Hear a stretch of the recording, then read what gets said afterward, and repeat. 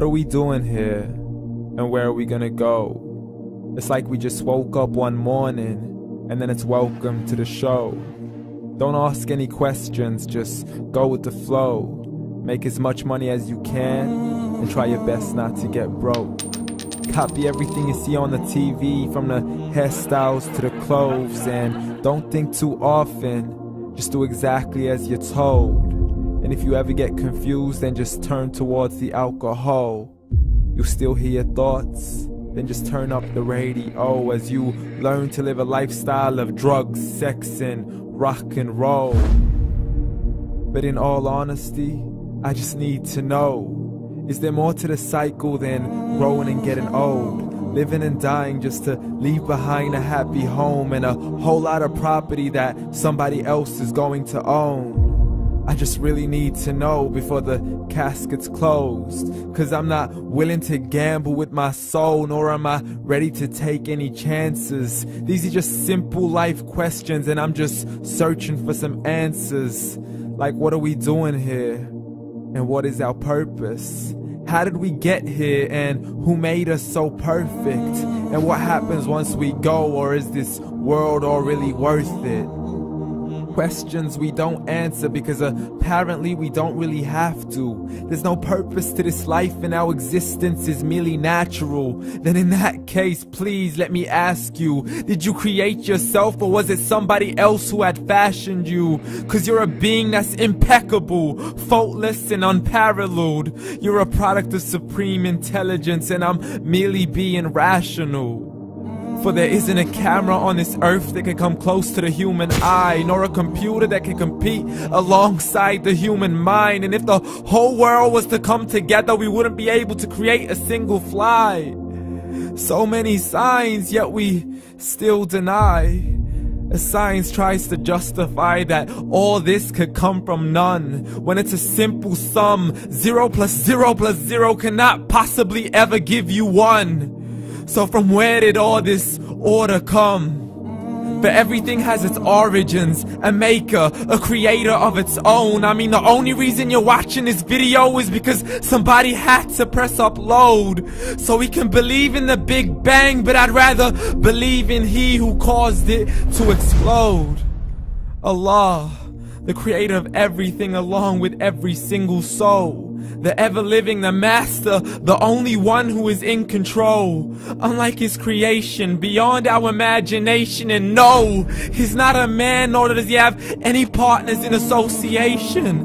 He's on his own. And no, he did not ever leave us alone. Just like every manufacturer, he left us with an instruction manual. The Qur'an and Islam, and I'm sorry to jump to conclusions, but it's the only one possible. The only definition of God is the one and only supreme being. It's logical, a book with 0 contradictions, with miracles that are both scientific and historical, all revealed over 1400 years ago. Like the detailed description of the human embryo. The descriptions of the human embryo in the Quran cannot be based on scientific knowledge in the 7th century. To the mountains as pegs holding firm the earth below, and the 2 seas that don't mix in a complete separate flow. To the planets in orbit, alternating night and day as they stay in flow. The expansion of the universe and the creation of everything from H2O. To the stories of the past and the preservation of Pharaoh. To identifying the lowest point in the land where Persia defeated Rome. The gushing fluid that created man in the glands between the ribs and the backbone. And not a word has changed, it's still the same. So please explain how all this was known over 1400 years ago. To a man who couldn't read or write as he would recite whatever the angels spoke. And if you still don't believe, please try to come up with something that's even close. But you can't, so we took God as a mockery and his messengers as a joke. Muhammad could not read or write.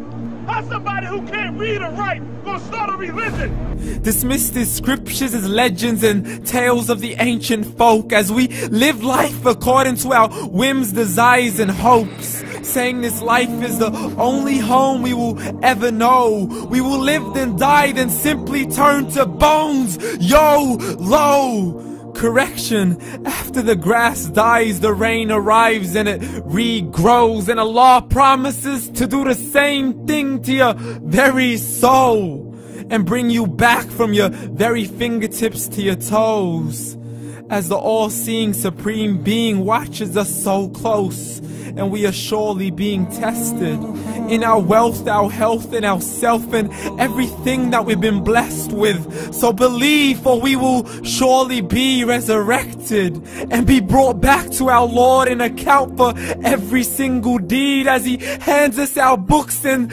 orders us to read.